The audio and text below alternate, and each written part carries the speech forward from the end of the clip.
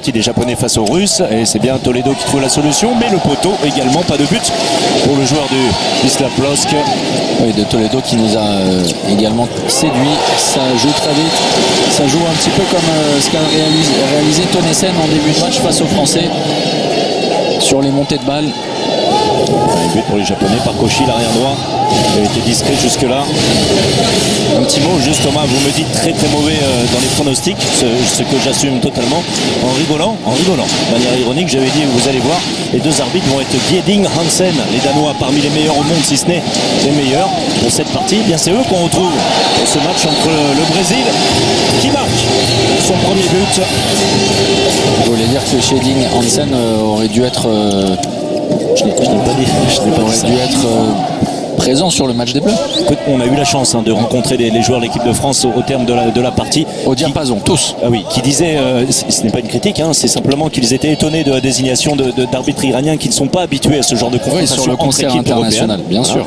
Et bien là, on a deux équipes non européennes arbitrées par les Danois.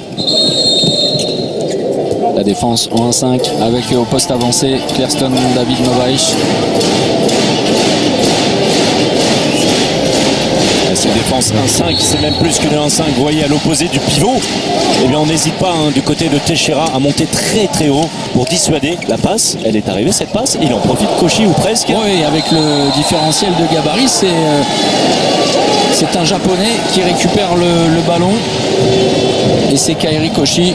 Son propre rebond, c'était lui sur la première tentative.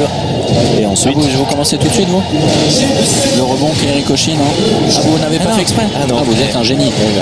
D'accord. Merci. Merci. Agari. Non, je n'y étais pas du tout. Agari au 7 mètres. Ça, Santos. Mike Dos Santos battu. L'avantage pour les Japonais en ce début de partie. Après cette récupération à la lutte, les Japonais bien entrés dans cette partie. Et qui vont devoir alors élever énormément leur niveau de jeu défensif. La sortie en dissuasion de Shida. L'activité également de Takashi Kato. On défend très haut, on n'hésite pas à sortir de son poste 2. Teixeira, la feinte. C'est tenu. Ça perturbe malgré tout cette défense très dynamique au niveau des jambes, très Langaro de loin.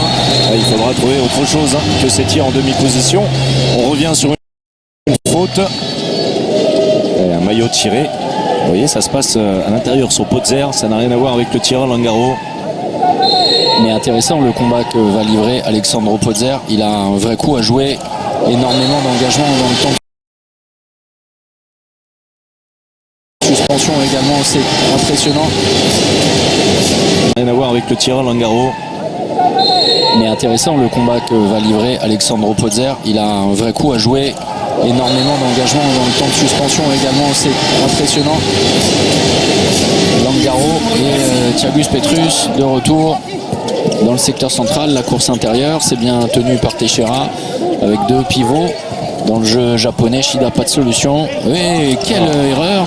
Trop facile sur la passe, manque de précision et de conviction. Et derrière la punition. Et pour la première fois de la rencontre, le Brésil est en tête. Et vous parliez de précision, Thomas. La passe de Thiagus Petrus était impeccable.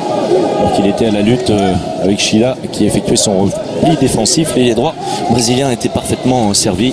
Oui, comme une passe distillée par Tom Brady au-dessus d'un cornerback pour son receveur, ce qui me permet de vous dire que ce soir vous aurez droit sur beIN Sport à la suite des playoffs de NFL avec deux matchs incroyables entre les Cowboys de Dallas et les Packers de Green Bay et l'autre entre les Steelers et Kansas City.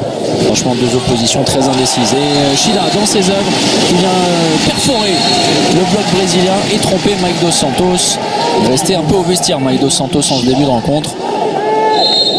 Et sur le ballon, mais pas suffisamment. Vous voyez la défense un petit peu lâche de Thiagus Petrus, pas d'entraide. Et Santos, un petit peu trop sur les talons dans son propre but. Shida en profite. Un petit problème de statistique sur notre tableau tactile offert par l'IHF. Aucun nom. Donc ça sera compliqué pour vous donner des statistiques. bonne défense sur Potser. À 2, évidemment. De Toledo avec Teixeira. On repasse par le demi-centre, le changement de position, longue distance, et il est repoussé ce ballon et cette tentative pour Alexandre Poser dans la course. Oui, c'est très rapide. Et la conclusion magnifique de Rémi Andridoy, Rémi Fautrier qui a galopé à toute allure.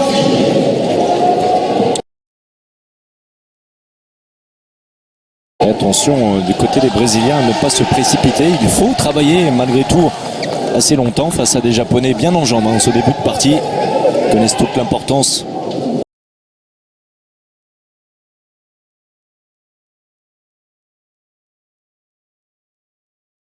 de ce match. S'il devait à la vie à la mort. C'est terminé pour eux. Alors, pas totalement. Dans l'induction, Teixeira, le jeu sans ballon, c'est bien joué. La récupération ensuite dans un deuxième temps, non, c'est mal contrôlé. Et Rémi Andridoy, oui, le passage en force comme hier, pareil, exactement, la copie conforme. Thiagus Petrus sorti du banc qui se bloque pour provoquer le passage en force. Souvenez-vous, c'est vraiment la copie conforme. Il est très malin ce Thiagus Petrus, dans le bon timing. Ballon récupéré par les Brésiliens. Dommage pour les Japonais qui pouvaient prendre 2 buts d'avance. C'était bien parti. On avait une supériorité numérique sur le côté droit. Et on a pu aller jusque-là.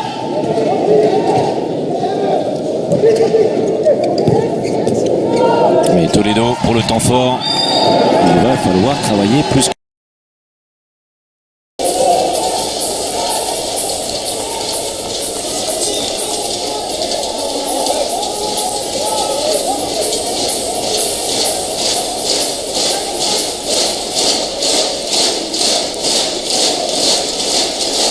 Spiller på den brasilianske højreback, Osvaldo Guimarães.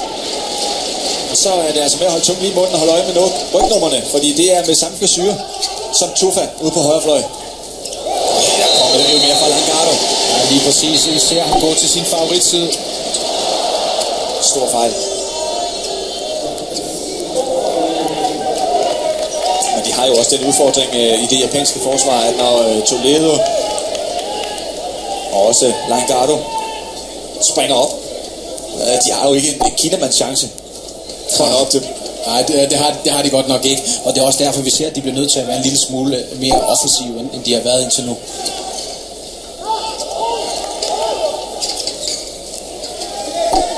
Brasilien har også sat ham her ind på playmaker-positionen. Joao Silva. Og det er jo så den tredje spiller fra deres U-landsholds bagkæde, der er med nu. Overtouch.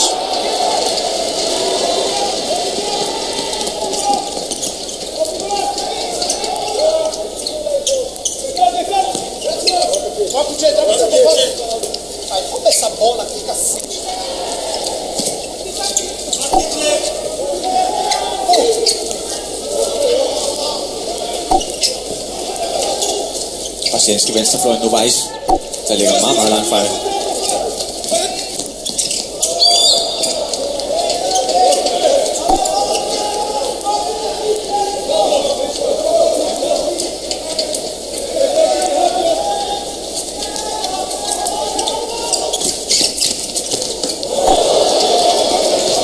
Med lidt alternativt kongestus. Ja, det må man sige. Det er ikke tit, man ser det efter sådan en halvkring på venstre bak. Ved du, hvem der er verdensmester i kongestus? Nej, lad mig høre. Morten Ankerdal. Ankerdal. Som højrefløj. Vigtigt at se på. Jeg vil have beviser. Jeg tror desværre ikke, det findes. Desværre.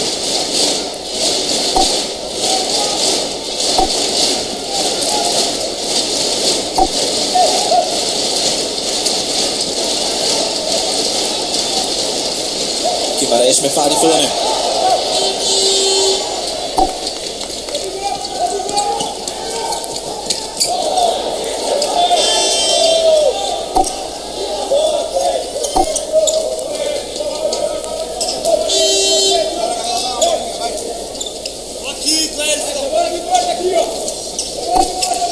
Det er også et japansk landshold, der er gået ind til den her kamp, og formentlig godt ved, at hvis de skal have nogen som helst mulighed for at avancere fra den her vanskelige pulje af, så er det her faktisk sidste udkald, fordi der venter Et polsk hold, som de måske kan udfordre en lille smule, er et skadesbladet polsk hold i den næste kamp, og så slutter de mod Norge.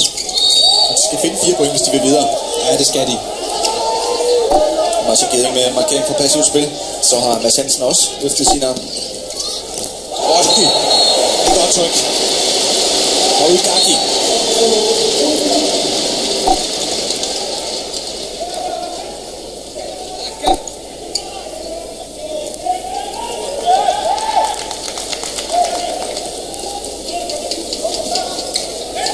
Og begge de her to nationer spiller ikke specielt europæisk i deres håndboldstil. Det er meget med at komme ind og drible, søge egen chance selv. Det kan nogle gange virkelig rode, men kan også være super effektivt, hvis det bliver effektueret ordentligt. Det er i hvert fald meget interessant at se to hold, der ikke spiller europæisk mod hinanden. Det er ikke så ofte, vi ser det på vores breddegrad. Nej, lige præcis.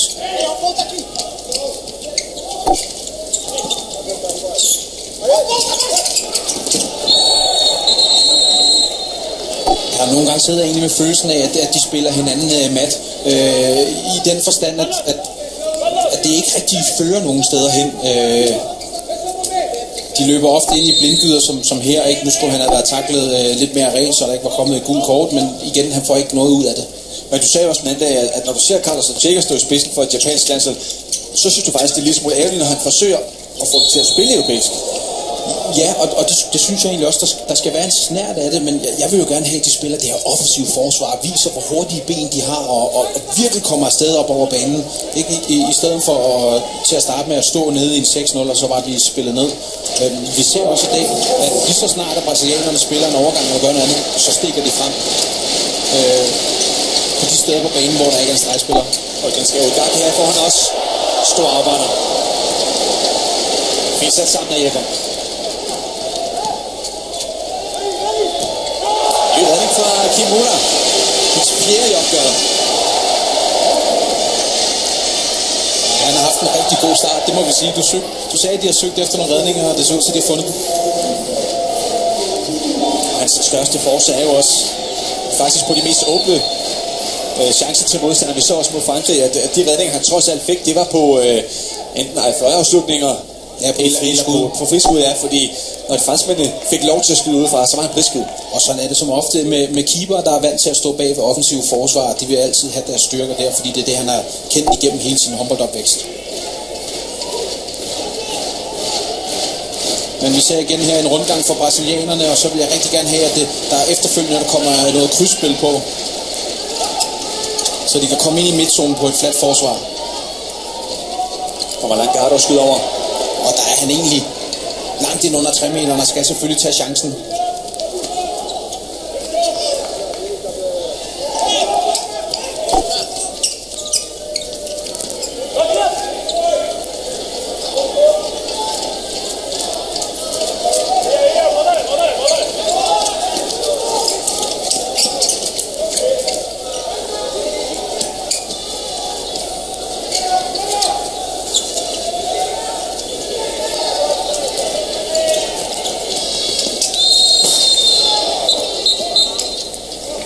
Og der er taget timeout? Ja, der er taget timeout, og derfor så bliver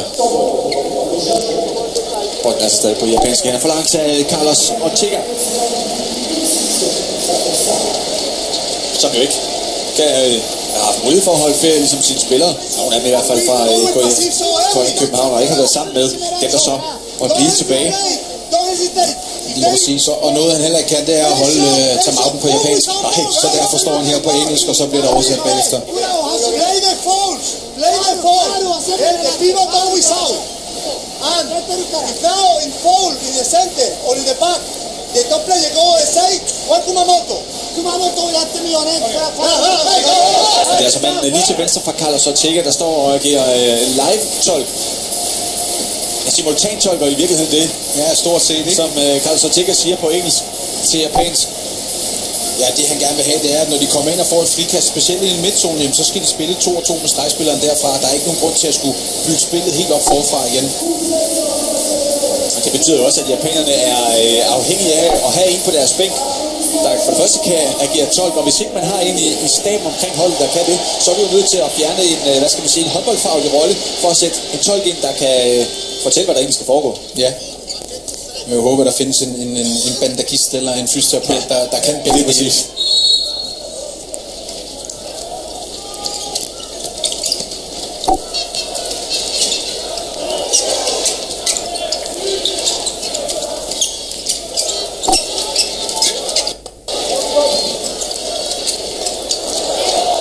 Ellers et rigtig fint forsøg på et indspil.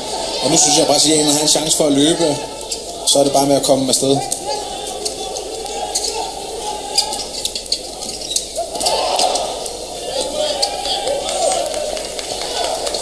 Rigtig fint returløb af japanerne, der når at komme hjem og få afblæst situationen. Og de får mulighed for at bytte. En forsvarsangrebsudskiftning også. Ja, det er generelt sådan en ting, som vi ser europæiske hold være meget bedre til at straffe. Lige så snart der ikke bliver løbet med hjem, men så på de hold med virkelig topniveau, jamen så ligger bolden bare inde i Ole Rosenberg lige med det samme. Ole Rosen alligevel. Det var et stykke tid siden, jeg havde hørt det. Ja. Der blev den fundet. Ja. Bravo Silva.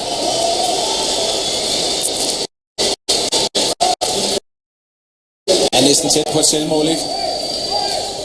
Spiller det ikke med.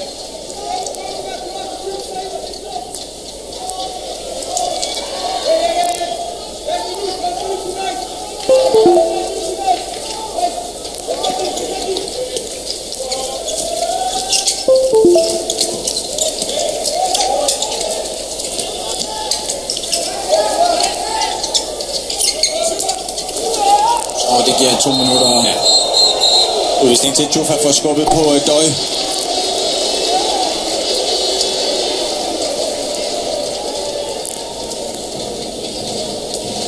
Han bliver decideret snydt og kommer for sent tilbage. Nej, den er der ikke meget til. Og så bliver der byttet i det brasilianske mål. Cesar Almeida skal prøve at se, om han kan pille afslutning fra Agari. Gik ikke udligning til 8-8.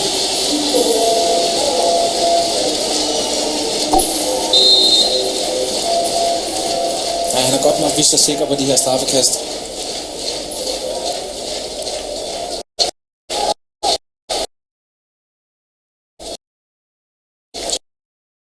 Jeg mener faktisk, at han lavede præcis den samme variant på Omaye. Det er meget koldt lavet på.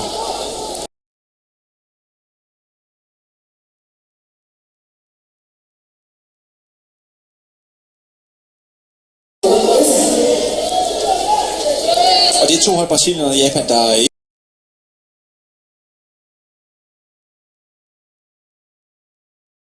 ikke har sådan en lang historik af indbyrdes opgør. En enkelt gang har de faktisk mødt hinanden. Det er meget godt gået. Ja, det er det. En super fin udnyttelse af overtalen. Og nu kommer så del 1 af den quiz, jeg har taget med til dig, Svensson. Det var VM 2011. Brasilien og Japan mødte hinanden. Hvem tror du vandt? I 11. Ja, men mit umiddelbare bud, jeg husker faktisk i 11, at japanerne spiller en udmærket slutrunde. Så jeg stemmer på Japan. De vandt 33-32. Første point til dig. Ja.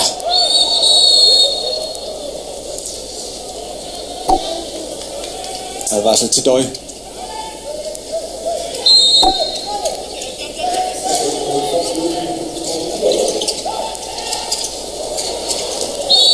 den er god. Ja. Ja, han træder i feltet Langardo.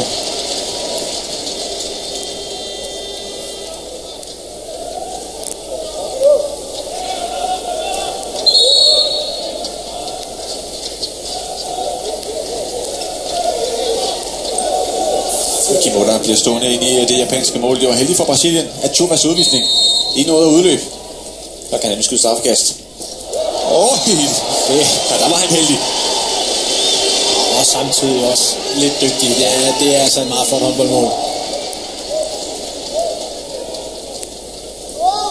Specielt når målmanden lige får lov til at føle, at han er lidt tæt på den, lige får lov til at snitte med fingerspidserne, men ikke har en chance for at kunne nå den. Så prøver brasilianerne sig med tredje mand fremme her i den helt fremskudte. Nu er det Silva, der står derinde. Vi havde lige kort før Torriani inden.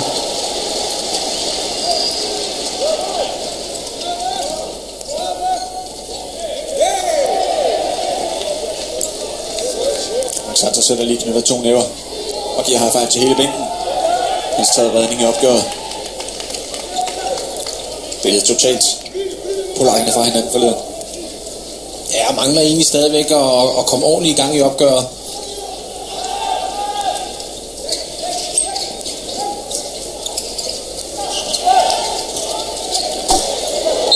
Ja, der kommer en efterfølgende straf her, fordi at der bliver gået i ryggen på Toledo. Det bliver en advarsel.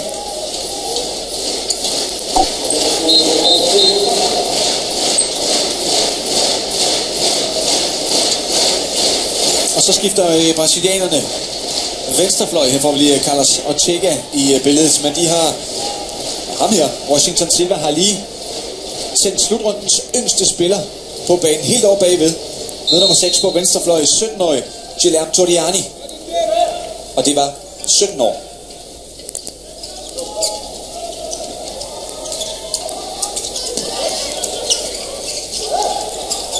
Det er godt gået. Og noget af det, som jeg synes, der har manglet indtil videre i kampen, løb uden bold, en dejlig forbevægelse fra Silva, der løber sig fri. Joao Silva. Joao? Ja, det kommer jo an på, om det er med spansk eller portugisisk, ikke om det er Joao eller Joao. Jeg tror, det er Joao. Jeg tror, de snakker portugisisk i Brasilien, så lad os bare sige Joao. Og Mads Hansen, der lige er i kontakt med dommerbordet. De skal lige ud til video.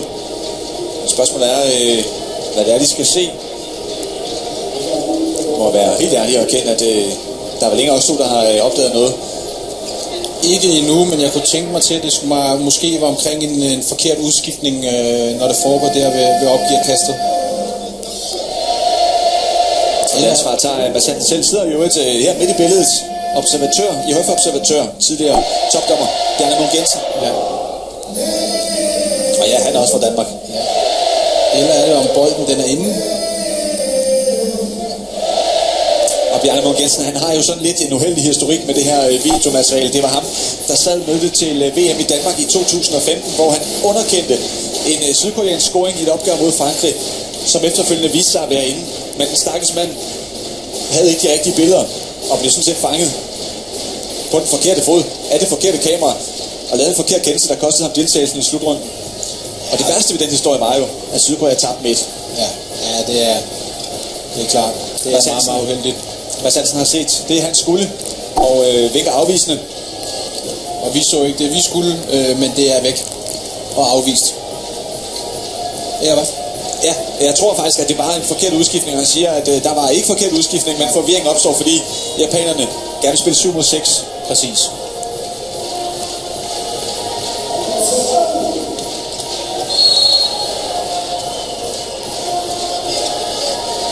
Ja, og i mig, altså jeg finder det meget underligt, at man skal tjekke op på en udskiftning. Altså jeg kan forstå med de her mål eller de her røde kort, men skal vi nu til at kigge om udvisningerne er gode nok, når man skifter forkert ud? Det synes jeg er underligt. Japanerne er i hvert fald effektiv. 7 mod 6. Så scorer man det samme. Og Uigaki. Ja, miskommunikation i det brasilianske forsvar. Der er ikke for afstemt, hvem der skal gå frem og få byttet ordentligt.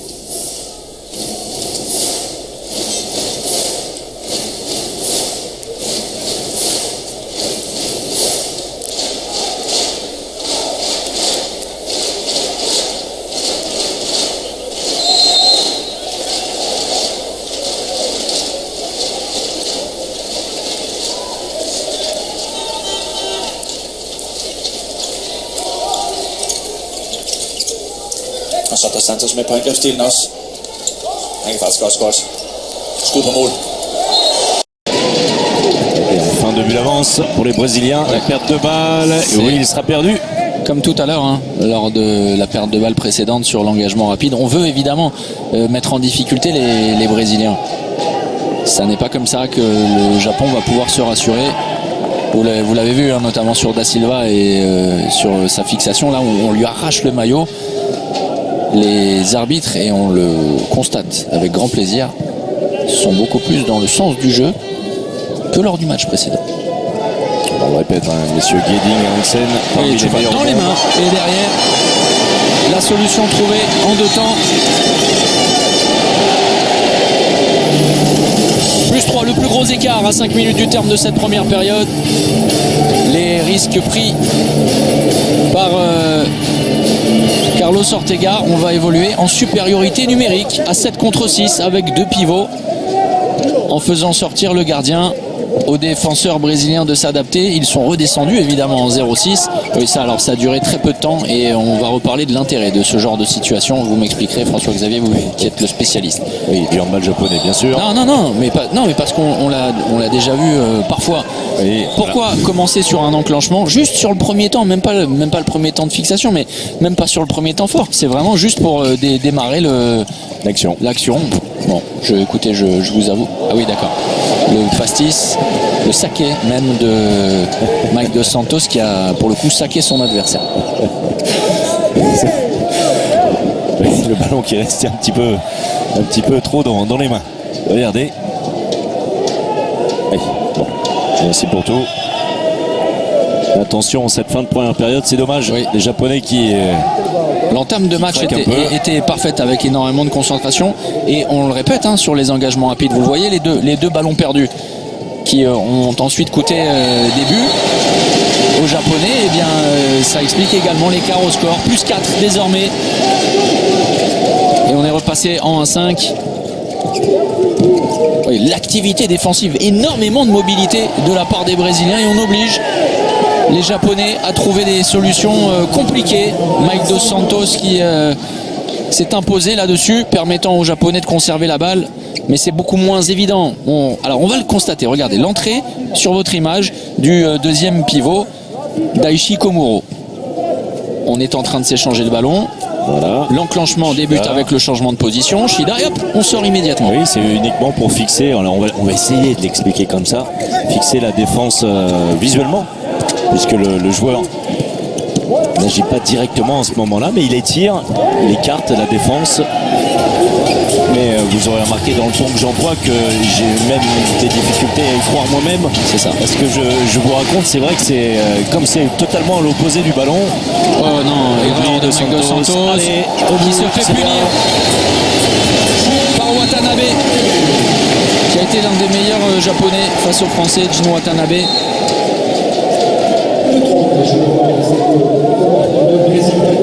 Situation qui montre que les Brésiliens ne sont pas non plus concentrés Quelle comme il le erreur. faudrait. Il aurait pu aller au tir, il s'est ravisé. João Da Silva en force. Le plus incisif Da Silva aujourd'hui. C'est vrai qu'il a pour lui la domination physique par rapport à son adversaire direct. Le temps mort posé par l'entraîneur espagnol Carlos Ortega de cette sélection japonaise. Par Washington. Brésil. Ouais. Oui, par le Brésil, bien évidemment. On s'est attardé sur Ça va, vous Carlos Ortega. A tout de suite.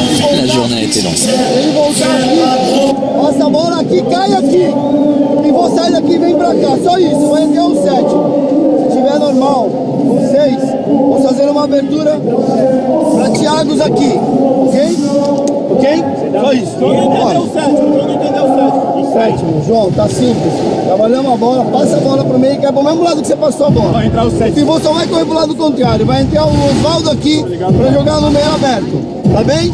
Se tiver normal, fazemos uma abertura pro Magrão, beleza? Vai, cara, vai. Correga o gol, viu?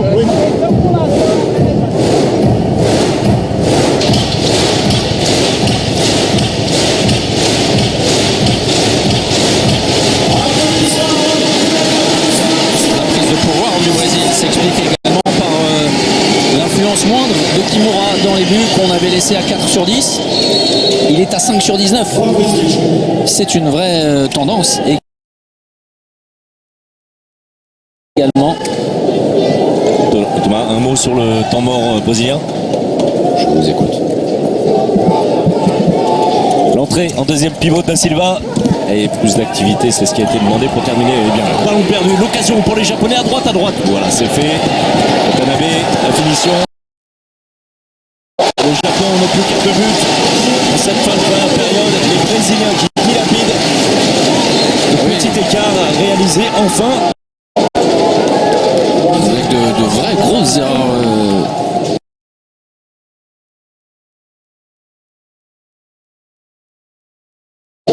Technique là pour le coup. On est reparti avec Da Silva, De Toledo et Thiagus Petrus. Da Silva, fixation, Et on va enchaîner de l'autre côté. Toledo. Trop gourmand, ce n'est pas une situation de tir.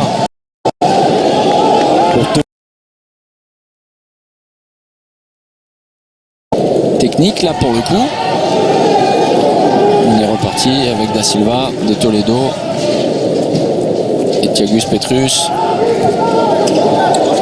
Da Silva, fixation, Et on va enchaîner de l'autre côté. Toledo. Trop gourmand, ce n'est pas une situation de tir pour Toledo.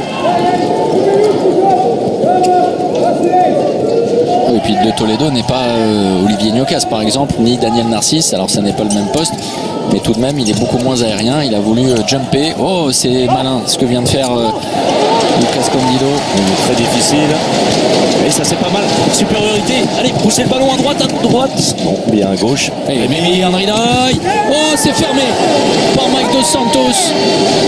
Les derniers instants, peut-être l'ultime possession pour les Brésiliens qui vont tout faire pour ne pas rendre le ballon aux Japonais et qui rentreraient, ce serait déjà bien, avec 3 buts d'avance en cas de but inscrit. On va prendre tout son temps. On appelle l'enclenchement avec Teixeira, 2 demi-centres, et finalement il veut faire la différence tout seul. Mal lui en a pris. Ils ont encore du temps, 10 secondes, un petit peu plus de 10 secondes. Brésilien, on peut construire 2-3 passes peut-être. Et Da Silva qui force, on va revenir. Et le marché, évidemment. C'est mal joué. très mal joué, on va en rester là. Les Japonais ont été trop lents, mais alors Da Silva qui nous avait fait pourtant une bonne impression réalise une fin de première période catastrophique, à l'image des Brésiliens qui ont gâché quelques ballons pour vraiment faire la différence. Il n'y a que 2 buts d'écart, 14-12 en faveur des Aori Verde. Marie.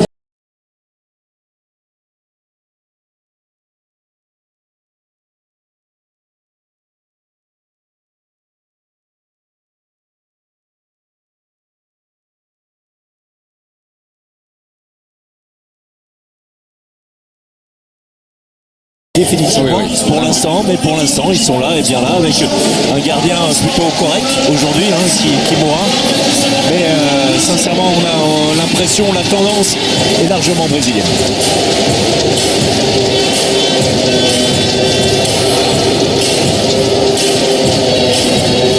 Et c'est le Japon en cas de défaite qui mourra dans cette poule. Voilà. Bien. C'est reparti.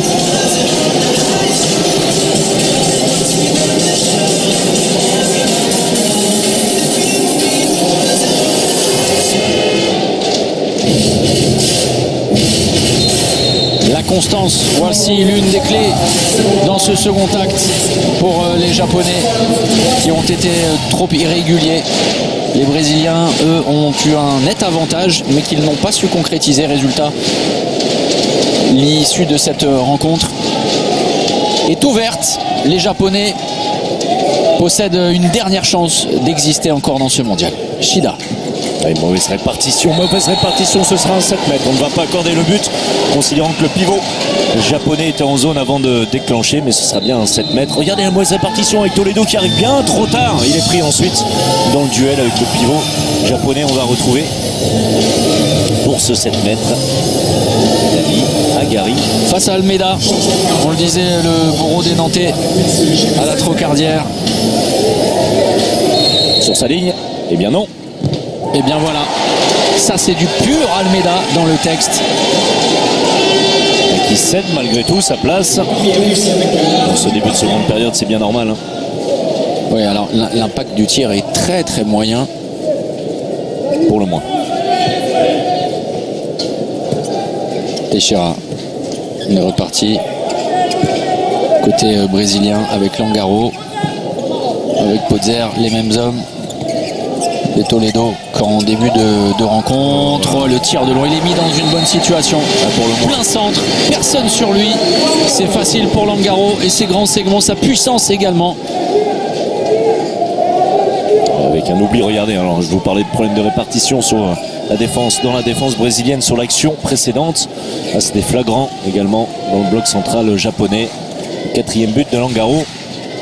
Rémi Andridoy, ouais, c'est très bien joué ce croisé derrière, au-dessus des bras de Mike Dos Santos, bien appelé.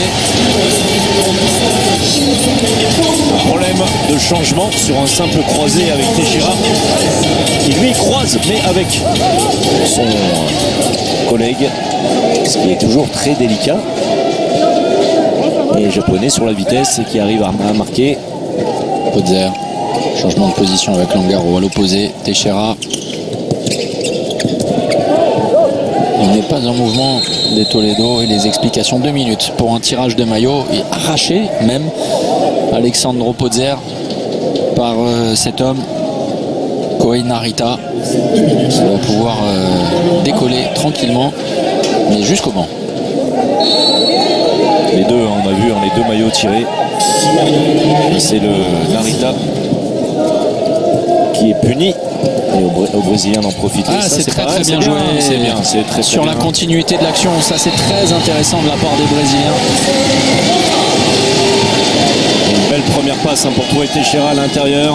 Regardez la petite passe de renversement et Teixeira qui a la lucidité de servir Vaïs qui cette fois marque. Il avait été plutôt en échec face à Kimura en première période. Le risque pris par les Japonais à égalité numérique en faisant sortir Kimura.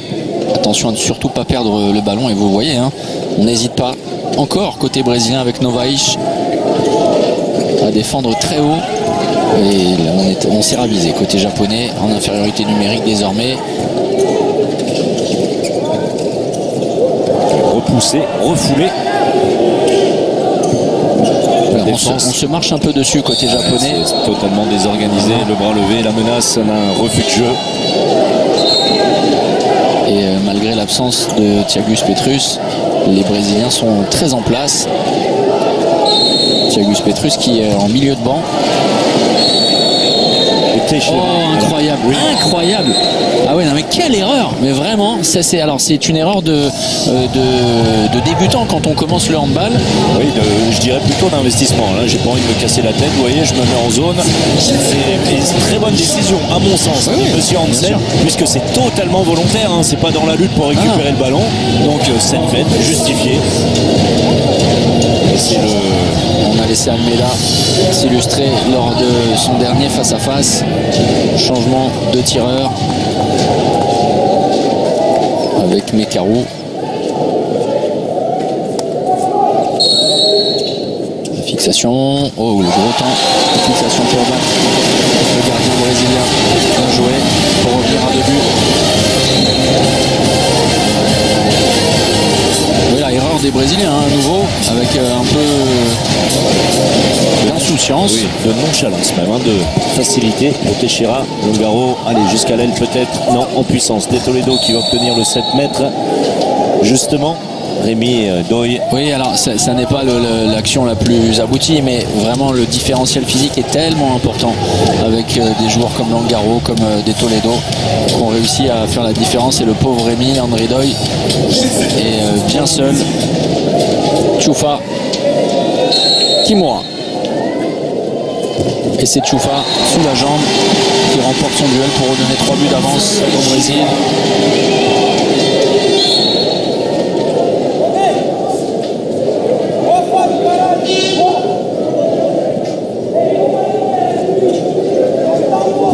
Cette défense très haute côté brésilien. Fin de l'infériorité numérique des Japonais. On reste avec toujours Teixeira aussi sur le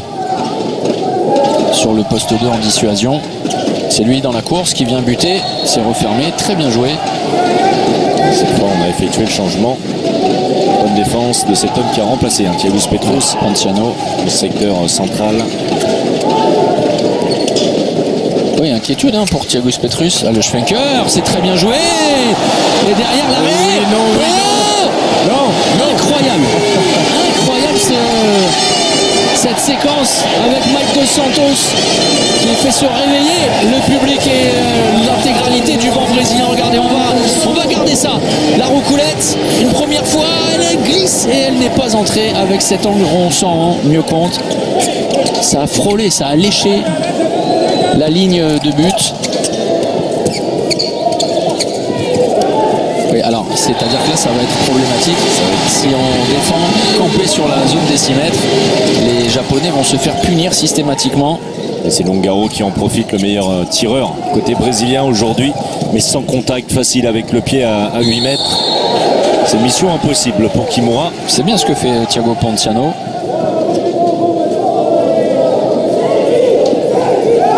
De nouveau, les Japonais. Et on est redescendu en 0-6 parce qu'il y a 7 joueurs de champ japonais. Double entrée des pivots et supériorité numérique à 7 contre 6. Ne surtout pas perdre le ballon. Évidemment, c'est essentiel pour les Japonais.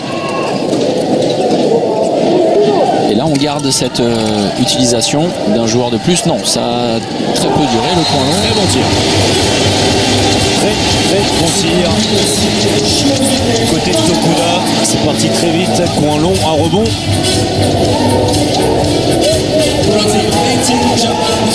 Et surtout la vitesse de déclenchement, l'explosivité au moment de lâcher le ballon.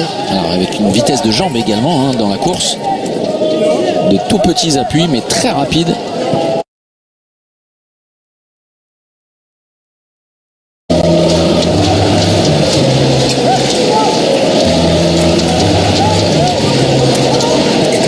Attention à la sortie de Shida. On repasse.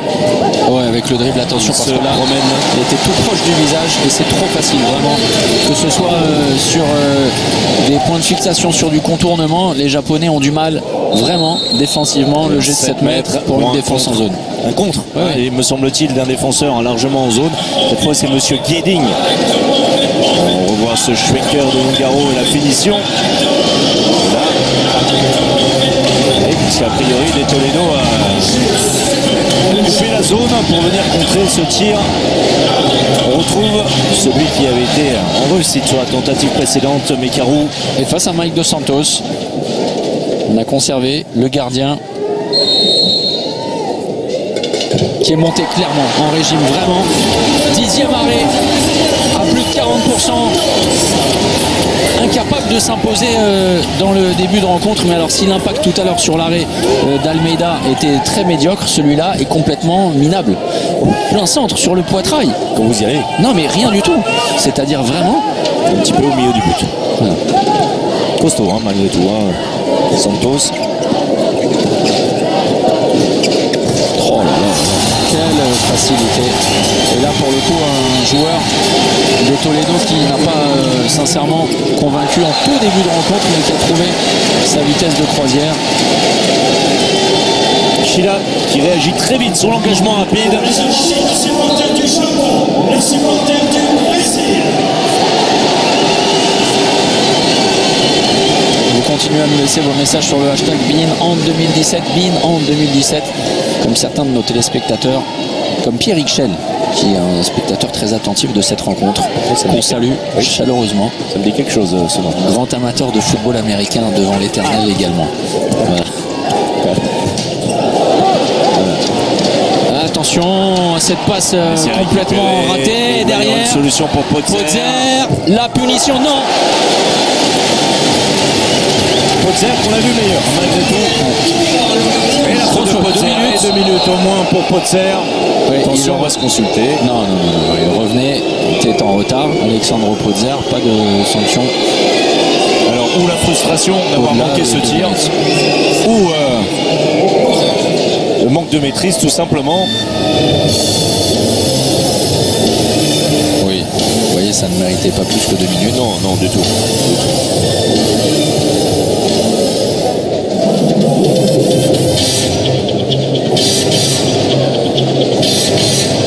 L'occasion peut-être pour les Japonais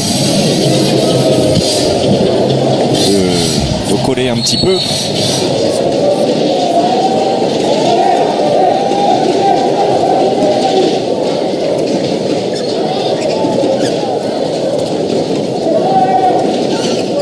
Shida. Ouais, la perte de balle. Oh, c'est récupéré. Sur de simples passes, hein. Vraiment. La fébrilité, la fatigue, on en parlait. Igaki. Shida dans l'intervalle. 7 mètres.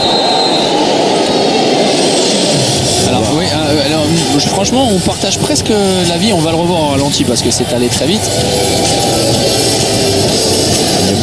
De Langaro, oui, c'est ce qu'il est en train de dire. Il n'y avait pas zone du tout. Non, mais il était en mouvement. Oui, bien sûr. Sur un déclenchement de tir. Exactement. C'est QFD. Voilà. Changement de tireur. À nouveau, troisième joueur, Jin Watanabe, à se présenter face à un gardien brésilien. Il reste sur un tir stoppé. Mike Dos Santos au-dessus des bras. La flèche décochée par Watanabe. Et 3 buts de retard pour les Japonais.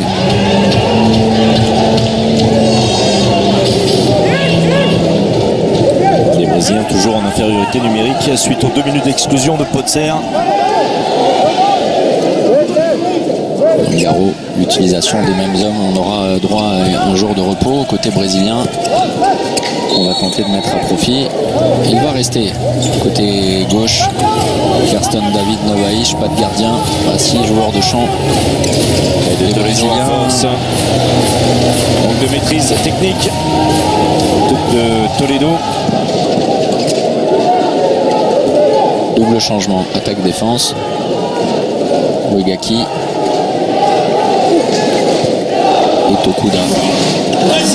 Changement de position. Et il est esselé. Tranquille. Et pour revenir à 2 buts. Et pour relancer le Japon, le même écart qu'à la pause. Pour des Japonais beaucoup plus concernés et des Brésiliens décevants. Au cœur de cette deuxième période.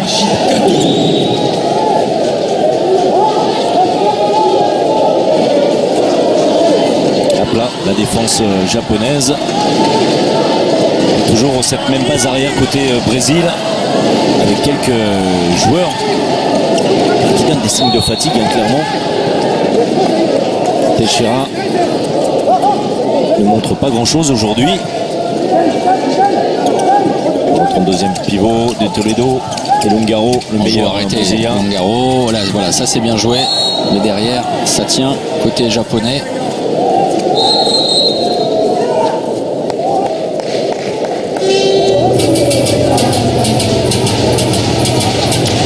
Washington Nunes est en train de pester contre Teixeira parce que ça manque de solutions offertes par son demi-centre sur les postes d'arrière.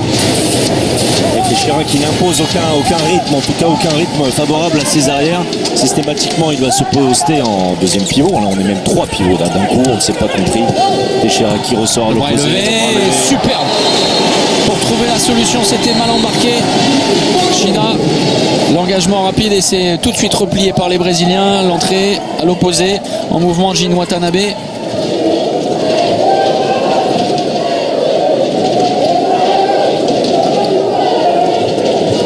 Uegaki, c'est du classique avec triple changement. Attaque-défense, on lance également Mekaru.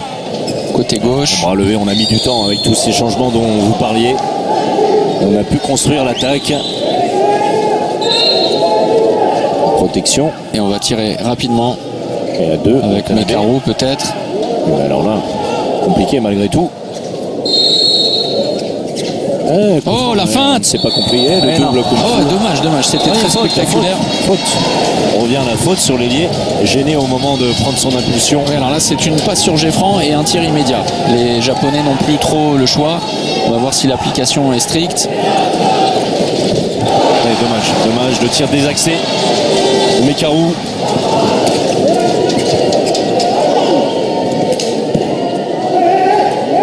Un rythme tranquille en ce dimanche soir, dans cette deuxième période. On ne sent pas les Japonais révoltés comme s'ils jouaient leur dernière chance. Le peuvent-ils? Oui, oui, évidemment, un manque de moyens, clairement. C'est bien tenu cette défense, mais c'est ensuite Alors, on parlait de la continuité sur les solutions de défense. C'est stoppé dans un premier temps, mais derrière, regardez, il continue à faire le travail. Il se met en situation, Alexandre Pozer, pour obtenir le 7 mètres. Je n'allais pas vous dire autre chose, Thomas. Toute action poussée est favorable aux Brésiliens, tout simplement, puisque la puissance physique est du côté brésilien. Choufa, mais trop facile, Choufa. Et Choufa, la gazelle, retourne vite sur le banc après cet échec.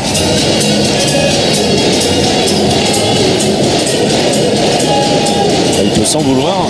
Une fois encore, les Brésiliens qui ont eu bon nombre d'occasions de prendre vraiment le large, eh bien, n'en ont pas profité. Ça permet aux Japonais d'y croire et on peut s'attendre à tout, hein.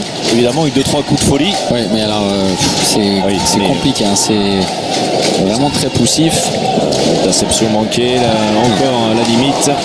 Et là aussi, hein, Lebrun ne devrait pas tarder à se lever parce que c'est très fouillis, c'est très confus. Carlos Ortega qui pose son temps mort. Mesdames, messieurs, on va voir si vous avez la voix, si vous savez faire vraiment du bruit avec les pieds et la bouche.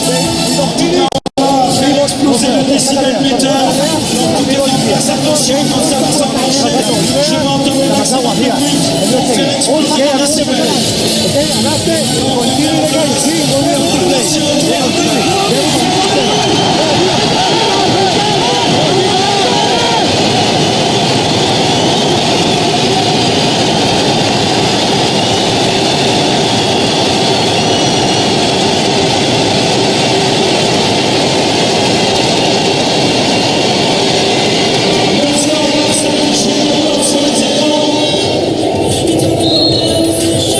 Et cet esprit samouraï dont parlait Rémi André Doy avant le match face à la France, on ne le retrouve pas vraiment, cette volonté de combattre. Et même les samouraïs peuvent être fatigués, c'est le cas. Enfin, en tout cas, ils paraissent l'être. On a vu un petit peu toujours les mêmes joueurs, hein, sur le terrain depuis le début de la compétition côté Japon. Et c'est un jeu où on ne s'épargne pas, hein, physiquement. Beaucoup d'efforts sont consentis par les Japonais pour tout simplement compenser le déficit physique. Oui, voilà, 7 joueurs contre 6. Passe côté gauche, pas de solution. Et attention au kung-fu peut-être. Oh, dans l'induction. Et ce sera. Oui, alors on n'est pas d'accord du tout.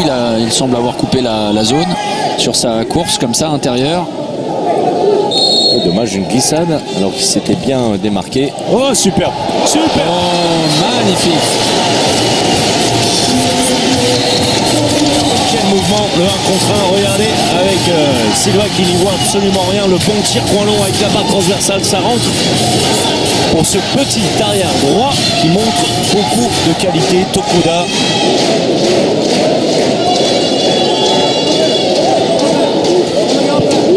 Et l'utilisation des mêmes joueurs sur la base arrière avec la sortie de Thiagus Petrus, ça c'est très étonnant. Thiagus Petrus, on le disait, absent du match d'ouverture avec une blessure à l'épaule. Teixeira auprès, se marche dessus avec des Toledo, des Teixeira et qui trouve l'intervalle. Oui, très limite. Là aussi, les Brésiliens auraient pu obtenir un 7 mètres.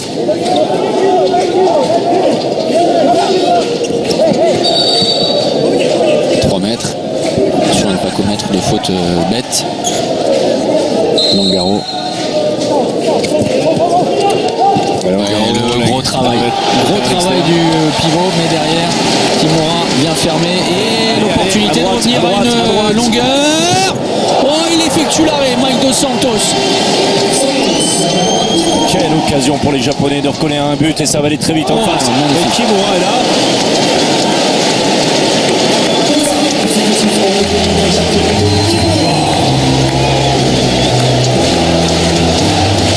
Dommage, vraiment dommage pour les Japonais qui peuvent encore compter sur leur portier. Ça, c'est on va pas dire une bonne surprise.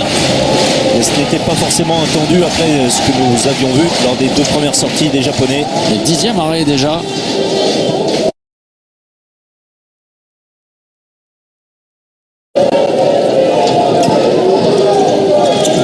Uegaki.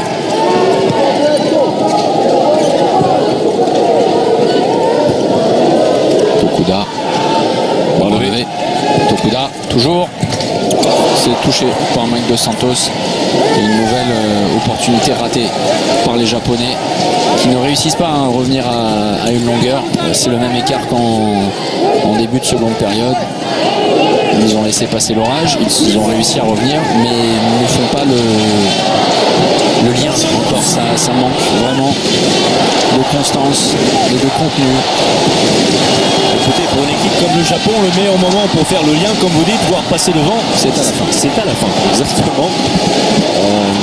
Le Japon n'a pas la Longaro de loin qui force, mais on voit des signes de fatigue. Là, ça manque clairement de lucidité. C'est comme à l'entraînement, on prend la balle, on tire, allez, à pousser cette action. Il y avait l'intervalle qu'il était possible.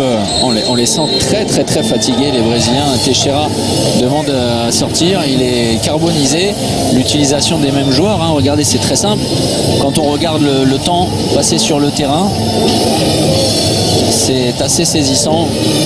Presque 40 minutes pour Teixeira, un peu plus pour Longaro. Potzer plus d'une demi-heure, Toledo 40 minutes également. Vous avez compris. 5. Voilà. Loïs avec une grosse débauche d'énergie, c'est lui qui défend aux joueurs avancés. Beaucoup de terrain à couvrir. C'est bien retenu. Oui, exactement. C'est bien maîtrisé de la part de Lungaro pour éviter une chute difficile. Uegaki. Attention à la faute de Teixeira. Il faut aller dans l'intervalle. Il était ouvert. Un nouveau pastis. Une cachaça pour Mike Dos Santos. Vous allez passer toutes les spécialités. Encore une fois, l'occasion de revenir à un tout petit but. Oui, alors, c'est bien construit. Les regrets, si il y a regrets, seront évidents à cerner pour les Japonais. Et à nouveau, le Brésil avec 3 longueurs d'avance. Le travail de Silva pour son pivot Potser. Alors ils ne sont pas géniaux les Brésiliens, clairement, et c'est très poussif, on les sent vraiment éreintés, mais c'est trop faible en face, vraiment, pour offrir des solutions. Un Shida qui avait été utilisé quasiment l'intégralité de la rencontre lors de la première sortie, même s'il est de retour là, eh bien n'a pas la même influence, n'a pas la même, le même rôle de buteur.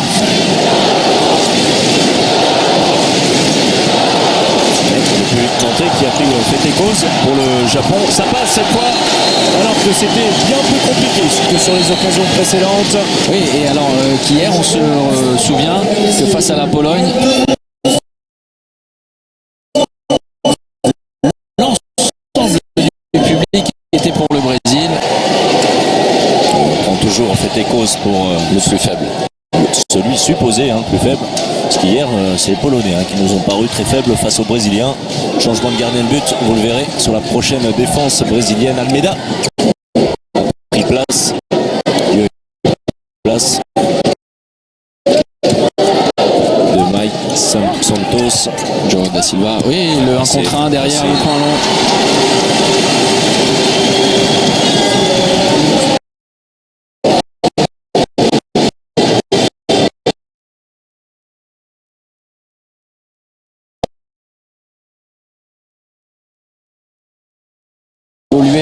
Sur le poste 1 également en défense et 2, mais dans le bloc central ça manque clairement de physique.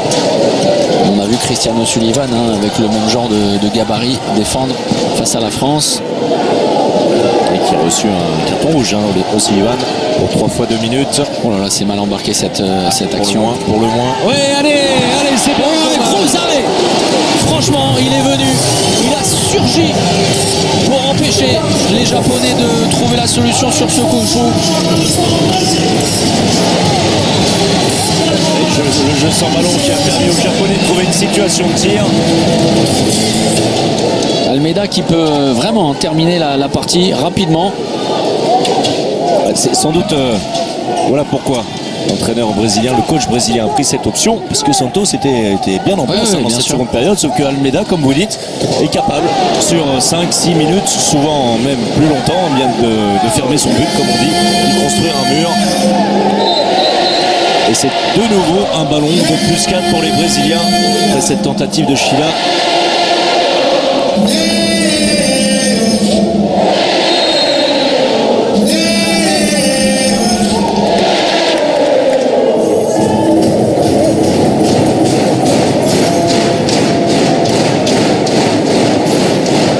Silva qui va placer tout son petit monde.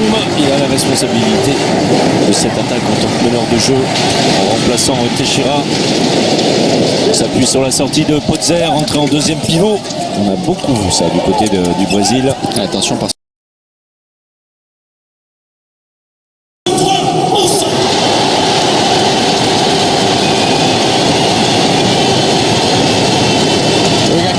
avec Shida, retour au jeu, attention le ballon récupéré avec un peu de bonheur par Shida. Les Japonais qui restent dans la partie avec cette petite roucoulette. Alors c'est maintenant ou jamais vraiment. Et côté japonais. Ortega l'a compris et essaie d'euphoriser un petit peu son équipe. Il faudrait être capable de mettre beaucoup d'agressivité, beaucoup de mobilité. Et on en a pas franchement l'impression dans cette seconde période. On est sur une défense à plat avec moins de mouvement tout simplement dans la défense japonaise. On a fait entrer Tamakawa et c'est son mètre 96 pour donner de la hauteur à la défense japonaise. Attention parce qu'il est sorti, il est battu sur le passage de bras. Oh là là, la puissance et la rapidité d'exécution pour Langaro qui retourne à toute vitesse sur son poste 2 défendre. Langaro, alors si on cherche l'homme du match, Langaro vraiment a été très très bon. Oui, le meilleur brésilien, le meilleur homme sur le terrain tout simplement.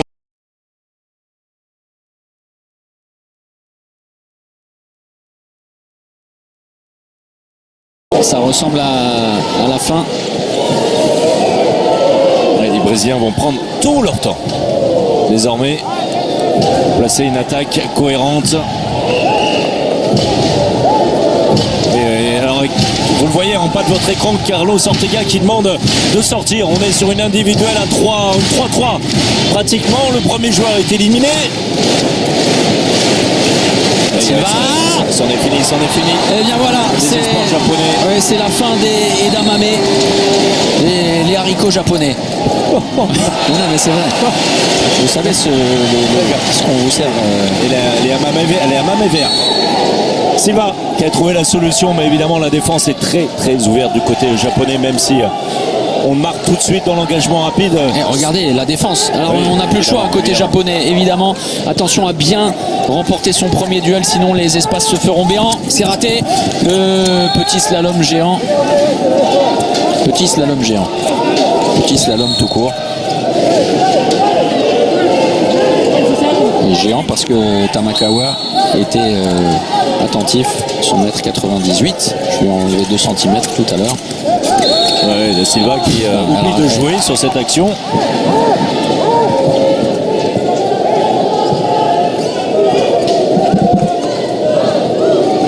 Shida s'est bien repoussé. Très bonne défense d'Alexandro Potzer sur Tamakawa justement. Uegaki avec Crozet son ballon, Shida qui va arriver dans le secteur central, la perte de balle, pas de gardien de but et c'est définitivement terminé. Les Brésiliens viennent mettre le couvercle sur la Feijoada.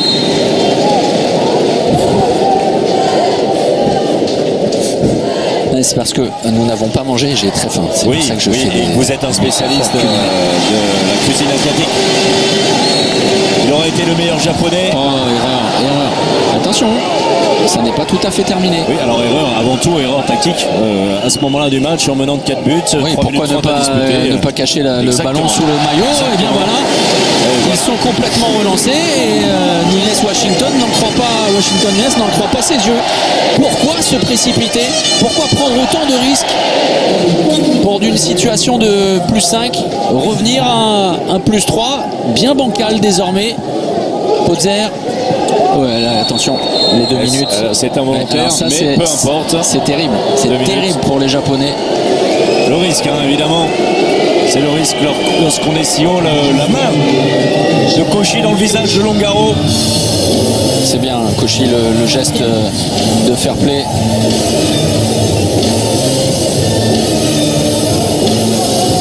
Les deux hommes qui se connaissent et se respectent évidemment, Monsieur Hansen et Carlos Ortega, l'ancien entraîneur de Vesprem. Vous verrez, et vous l'avez aperçu, l'actuel entraîneur de Vesprem, lui, est en place avec l'équipe nationale hongroise qui s'est inclinée par 2 fois contre les favoris du groupe, l'Allemagne et la Croatie. Et la passe de renversement. Et derrière, l'appui zone. Il y a Ça encore, n'est pas terminé cette histoire. il y a encore un peu d'espoir. Pour vibrer jusqu'au bout. Et prendre tous les risques, évidemment, faire sortir son gardien. Le rallye de Shida qui termine dans les balustrades. Et le chrono défile. C'est ce qui risque de coûter cher dans ces derniers instants aux Japonais. Oui, Reprise de dribble. Reprise de bien sûr, dribble. bien sûr, Il avait évidemment. Sous les yeux des arbitres. C'est la provocation. Oui, Non. une perte de balle terminée. Et là, vous avez vu, on avait mis 5 secondes à effectuer le changement. Évidemment, Almeida aurait pu tirer. Sage, il a été ravisé, il sait. Sage, il est. Et Monsieur Hansen, au passage, qui s'excuse auprès du banc brésilien. Il avait vu la reprise de dribble. Eh bien, le Brésil est qualifié pour les 8e de finale et le Japon est éliminé de ce mondial. Alors il y a encore la Coupe du Président qui sera disputée du côté de Brest. Longaro, c'est largement au-dessus. Alors, le Japon est éliminé si la Russie ne perd tous ses matchs, hein, notamment. Et voilà, ça paraît très peu probable. Et il y aura justement un affrontement entre les deux équipes. C'est-à-dire et Joao da Silva, non, ça n'était pas lui l'auteur de ce tir. Novaïs, oui, n'a pas compris qu'effectivement c'était inutile de se précipiter comme ça. Voilà, là, c'est n'importe quoi cette fin de match. L'essentiel est ailleurs pour les Brésiliens qui s'imposent.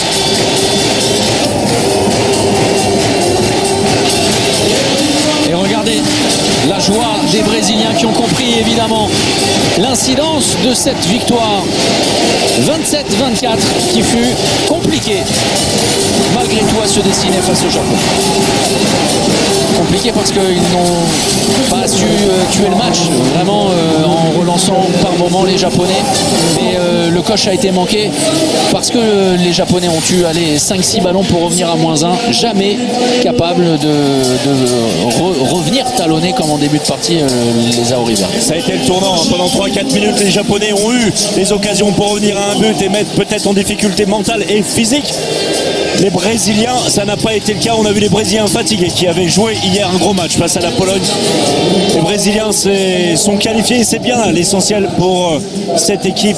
On le rappelle, quart de finaliste lors des Jeux Olympiques de Rio, qui avait mal entamé le championnat du monde face aux Français, mais qui finalement ont accumulé 2 victoires. C'est l'essentiel. On retrouvera les Brésiliens un petit peu plus tard dans la compétition. Il y a beaucoup de boulot pour les Japonais, quel que soit l'entraîneur. On vous rappelle que Dagur Sigurdsson, l'actuel entraîneur de la National Mannschaft, est le prochain sélectionneur après Carlos Ortega. Le meilleur joueur du match, Longaro, oui, bien sûr. C'est évident. Évidemment, voilà Marie pour cette victoire importantissime du Brésil qui poursuit sa route dans ce championnat.